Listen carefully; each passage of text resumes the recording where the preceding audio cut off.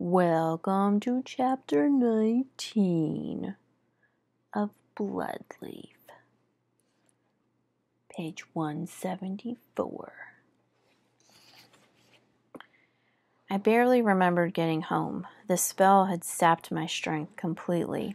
The only thing I could recall was the sound of Zan's soft encouragement to put one foot in front of the other. "I can't carry you," he said, though the words were fuzzy in my memory. "Please, Emily, keep going. We have to do this together." The next morning I woke in my cot to a chorus of soft, syncopated taps that grew into a murmur. It was a familiar, comforting sound, and I drifted for a long while in the borderland between sleep and wakefulness, listening contentedly. Kate had done a goodly amount of work on my hut. The murky atmosphere and the smell of dust were gone, replaced by the scent of fresh garden flowers and rain-soaked pine. It wasn't until a second noise, a hard, harsh pounding, interrupted the first that I shook off the last dregs of slumber.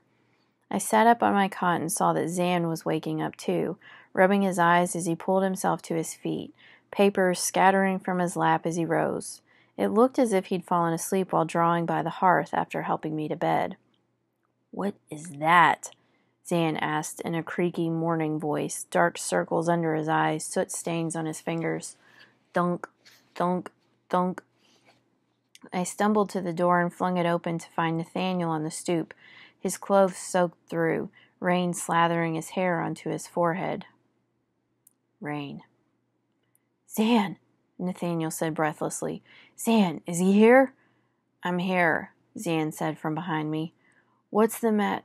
His eyes went wide and he pushed past me into the downpour, lifting his hands to catch the raindrops, his face a mixture of wonder and horror. "You have to come with me right now.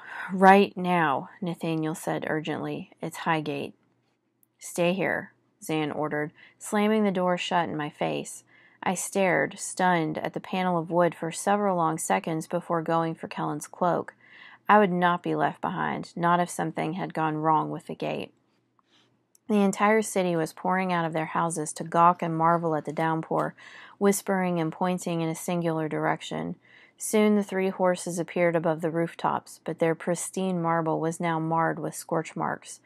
In the alleyway I spied the corpse of a silver-white stallion, an Empyrean, but one I did not know. I gaped at it. I'd used Falada to undo one of the two completed sacrifices. The death of one horse should not have been enough to cause this. I felt a hand on my elbow and turned to find Kate, her heart-shaped face colored with concern beneath her dripping hood. "Emily," she said gravely, "don't go over there. I promise you don't want to see."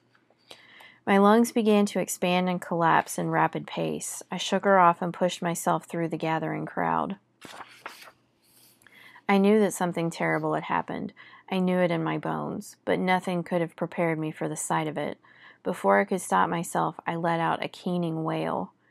Nailed to the lintel above the portcullis was the head of a once white horse. Her muzzle was curled back from her teeth, frozen forever in a contorted scream, while her beautiful mane was matted with blood into snake-like ropes. Her blood was splattered and smeared all across the marble, black burns streaking out from the stains like the feathery marks of a lightning strike. Blood and rain dripped from her lips, forming rivulets of red that outlined each cobblestone below. The spirits of the gate wandered listlessly beneath the grotesque spectacle, unmoved by death or downpour. I hardly noticed Zan and Nathaniel making a beeline over to me, or Zan's attempts to quiet the awful sounds that were coming from my mouth. I couldn't look away. Falada was dead. Dead. "Emily, stop. Please, you're making a scene." "Don't touch me!" "Emily, just stop. Don't touch me!" Nathaniel scooped me up as easily as if I were a child throwing a tantrum. I fought against him, but the man must have been made of granite. He didn't seem to notice my struggle at all. When he set me down again, we were out from under watchful eyes. Kate and Zan were following close behind. "How dare you?" I said, quivering with rage. Zan's face was a mask of calm, which infuriated me even more. This is what we were trying to prevent, Emily. Bleeding stars. They must have realized after they killed the one horse what we'd done, and even though she was disguised, they could have cast a spell to see through it. He cursed again. I'm sorry about your horse, but you have to understand, we have much bigger problems now. You're sorry? Rain and tears were stinging my eyes.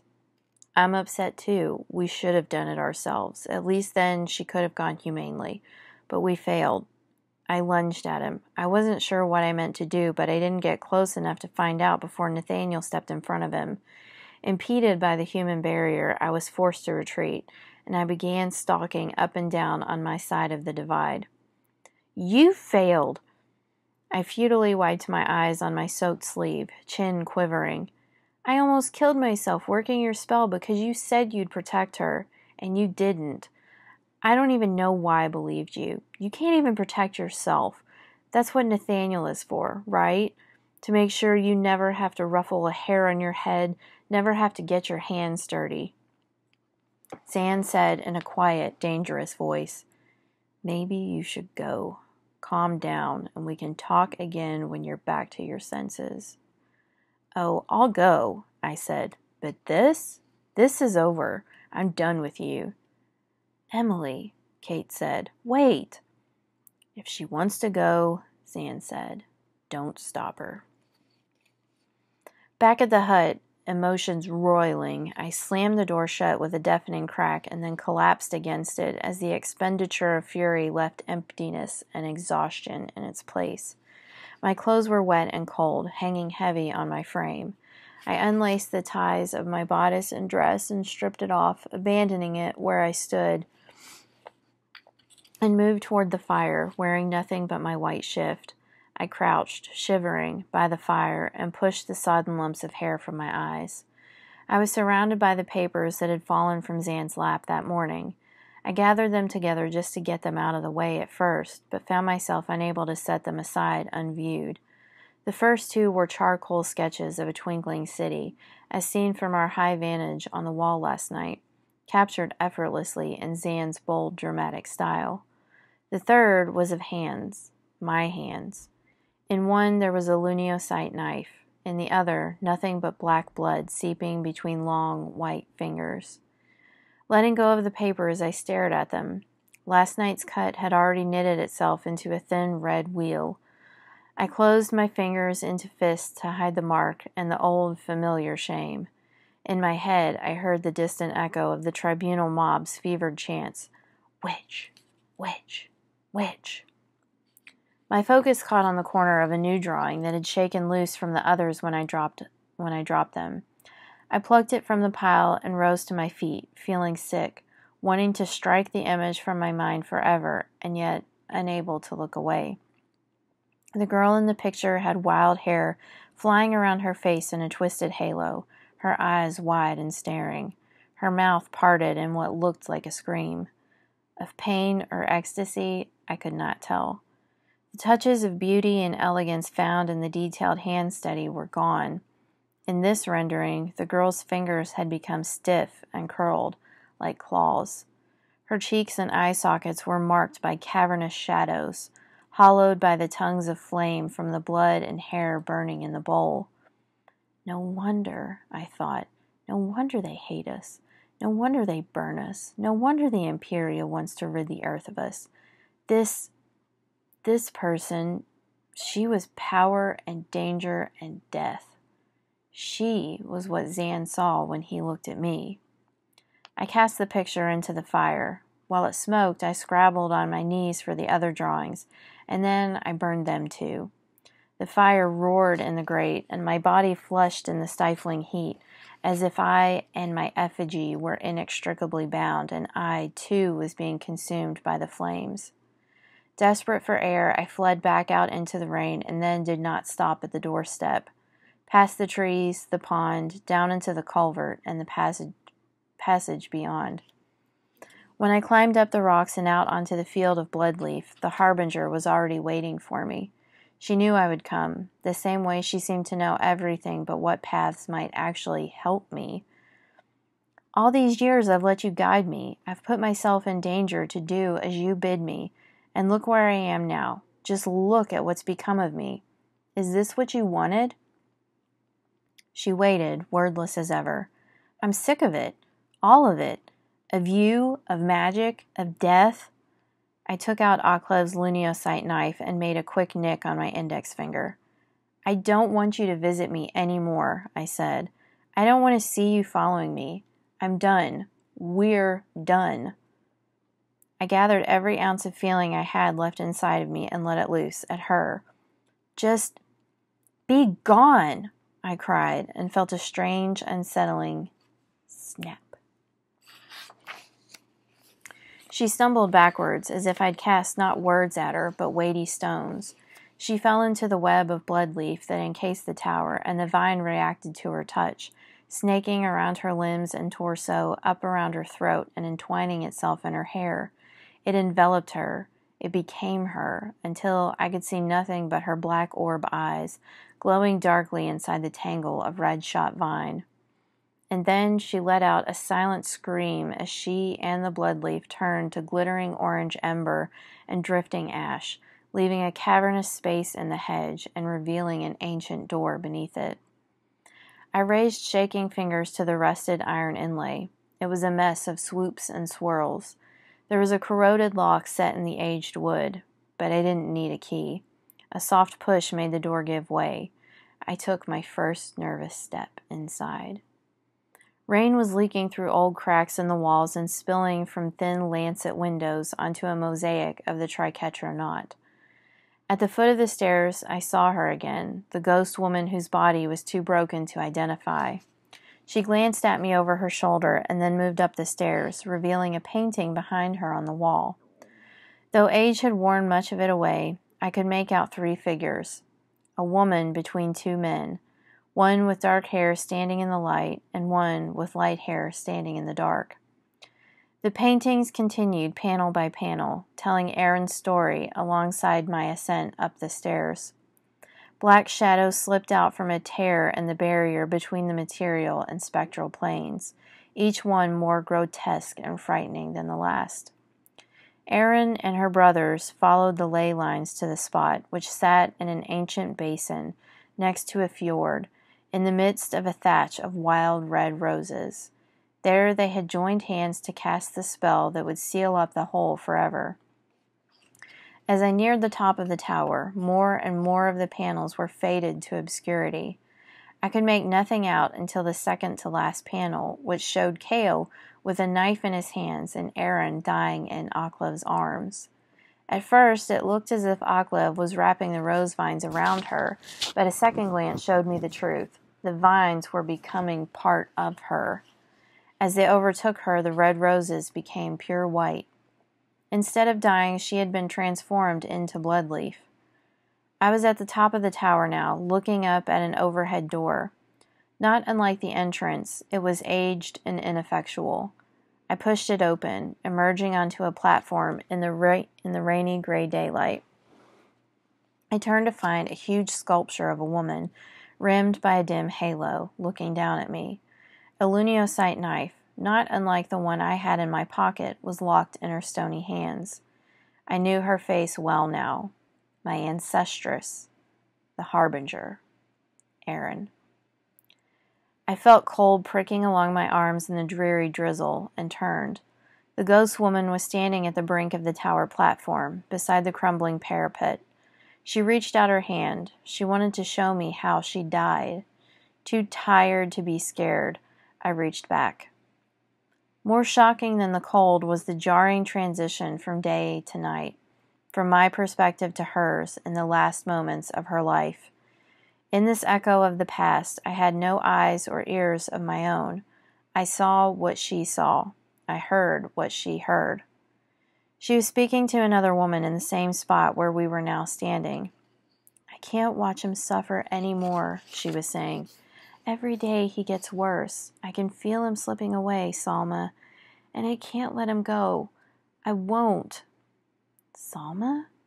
I recognized her now, the healer from town. Younger, but with the same pernicious scowl. Best to let nature take its course, Salma said. Bloodleaf is both foul and fickle.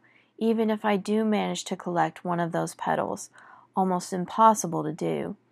They disintegrate the moment you touch them. What if it doesn't work? Then you'll have died for nothing. The woman was looking down now, and I could see a ring on each of her slender hands. One was a spread-winged raven, the Sylvis signet. The other was a clear white stone, cut into 1,000 triangular facets. If I don't do it, then Zan will die. She looked up at Salma. A mother should never have to be without her child. Then she slipped each of the rings off her fingers and placed them in the center of Salma's palm. Trembling, she said, After you give him the petal and he's better, you will make sure he gets these? Will you tell him that I love him? Promise me. Don't do it, my lady. Don't. She climbed onto the edge of the parapet and looked out across the expanse one last time. The city, the entire city, was built in the shape of the triquetra knot I saw through her eyes. Each gate was a point. The lines of the city streets and the trees and the shape of the fjord all made up the curved swoops of the knot, contained within the circle of the great wall. We stood high above it all in the exact center, protected by the castle on one side and the fjord on the other. Then she looked down at the carpet of Bloodleaf far, far below. Taking a deep breath, she gave Salma one last look from over her shoulder and said, Better hurry. Then we turned and leaped over the side, she and I together. But before I fell, 2 arms went around me, throwing me out of the vision and away from the ledge. I pitched backwards, screaming as I hurtled through the disintegrating door and down the stairs behind it, entangled with another body. I felt my ribs and head and arms and legs crack on the unforgiving stone until we crashed together onto a wide stair and slammed to a stop against the wall. I rolled over, dizzy with pain, and saw Zan. His eyes were glassy, his face covered with a thin layer of sweat. He looked wild. Zan? What's going on? What? He was clutching his chest, each gasp a knife scraping against stone, sharp and metallic and desperate. Don't jump. Please. What? I looked from his shaking body to the square of light of the tower overlook and knew. He'd saved me, and at great cost to himself. Zan? Zan! Nathaniel was scrambling up the stairs behind Zan, frantic and stricken. Is he all right? He saw you going up and he ran. I tried to stop him, but he pushed me. Zan, trying to stand, had collapsed and was lying on his side, his breathing a piercing staccato. Nathaniel said, It's his heart. I don't know what possessed him to. He knows his limits. He knew he couldn't make it all the way up here, or he'd be in trouble. He did it anyway. Nathaniel put his arm under Zan's shoulder and lifted him. I was about to grab the other dangling arm when he seized my wrist and locked his terror-filled eyes on me. You're bleeding, he said, wheezing. I looked at my hand, which sure enough was covered in blood seeping from a cut in my arm, and then, unthinking, I pressed my bloody palm to his cheek and told his pain. Not there. I addressed it the way I'd addressed the fire. All the books said that blood magic didn't lend itself to healing, but pain. It was universally agreed that blood magic could be fueled and funneled with pain. So even if I couldn't fix it, I could use it, couldn't I? I could maybe even move it. I directed the pain inside myself. Here, I told it. And suddenly I was seized by an agony the depths of which I could barely fathom. A weight in my chest, a vice on my ribs, fire in my brain. I was drowning. No air, no air. No way to scream my terror. No air. I don't know how long we sat there, Zan writhing on the tower stairs and me bent over him in my sopping chemise, gripping his arms while I breathed in time with him. I felt the misery of his every attempted lungful, the tight shooting pain in every beat of his heart, and then I took it from him. I took it into myself. When finally, exhausted, He closed his eyes and his head lolled. I was released, gasping, still clutching his limp arm. I ducked beneath it. It was heavy on my shoulders. I think I've taken off some of the edge. I tried to wheeze and I yawned. I said, wheezing. But we need to get him someplace warm and dry. Give him something to help him breathe. Is there a healer in the castle? We can't take him into the castle, Nathaniel said. Being seen like this in court by the king, he would never allow it. He'd be furious. Not even to save his own stars-forsaken life? Not even then. I swore, even unconscious, Zan was a pain in the ass. I can do what needs to be done, I think, if we can get him to my hut. We dragged his limp body between us, his feet thudding on every stair, and lurched from the door into the rain while I went back and forth between cursing his idiocy and praying for his full recovery. But then the thought of his coming out of this mess unscathed made me angry again, and the whole process would start over. We slogged through the abandoned canals as the water rose to my waist, pushing on, paying close attention to the time between each of Zan's agonizing breaths. At the hut, we threw open the door and bumped Zan onto the cot. He moaned, on the edge of consciousness. Nathaniel started toward him, but I held out a hand. It's all right. Let him rest. As I began to gather the things I needed for the potion, Nathaniel settled back against the doorframe. He hired me, at Kate's behest, to train him to fight, to help him get stronger, healthier. I taught him all I could, and he's come a long way.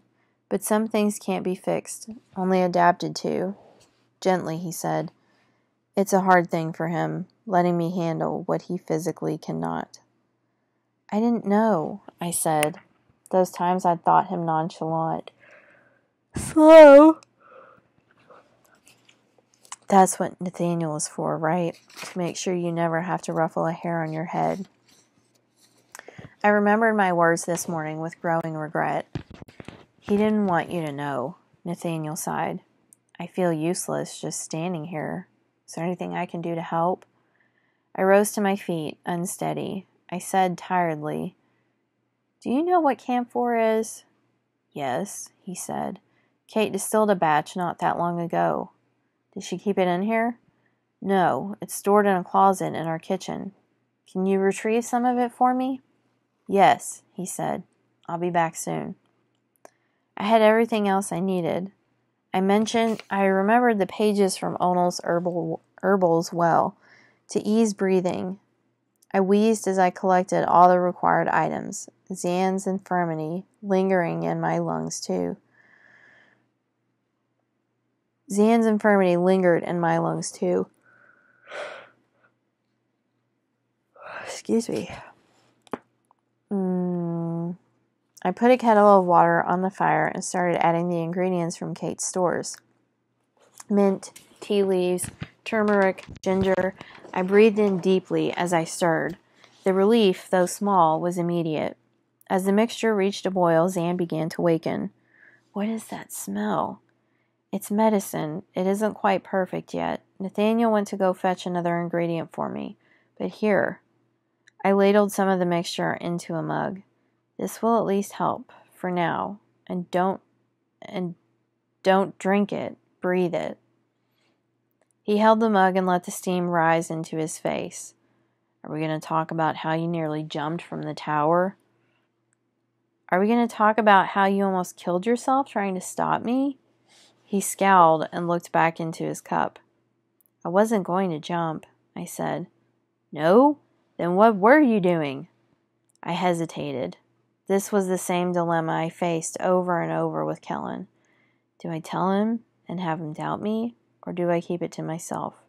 Another secret to guard. Another brick in the divide between me and the people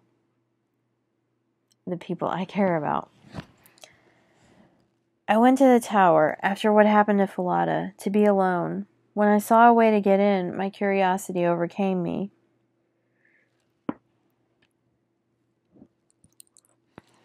It wasn't enough of an explanation, and I knew it. I cast about for a piece of truth to reshape into a credible lie.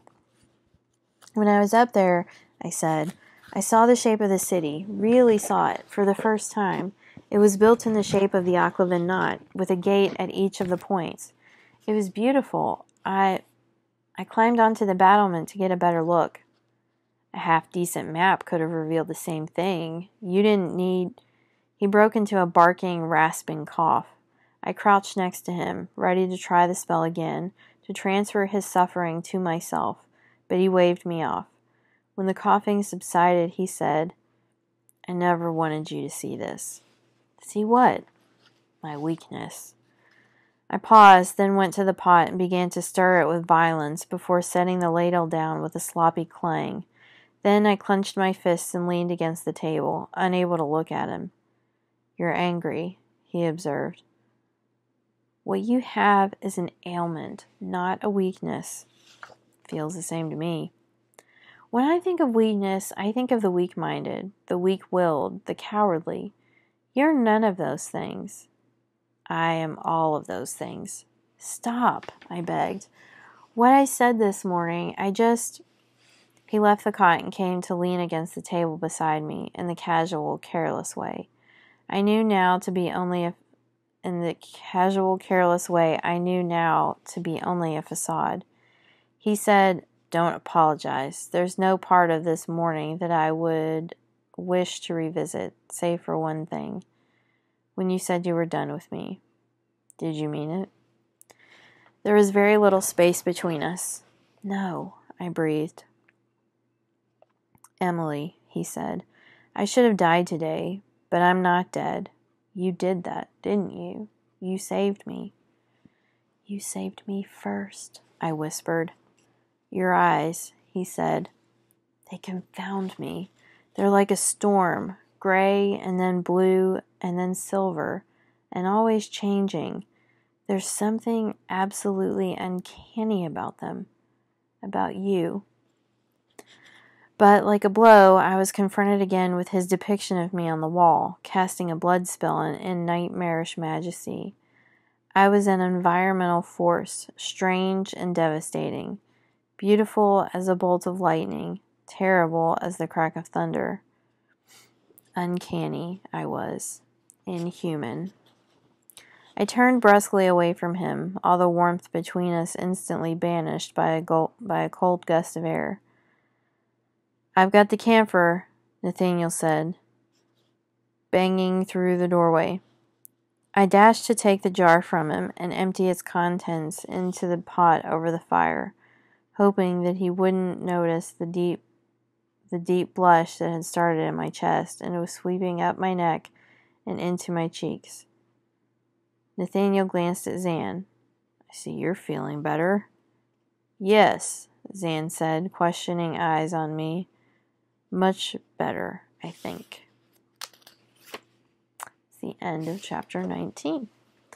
We'll see you next time for chapter 20 and the Bloodleaf. Woo! All right. Bye for now.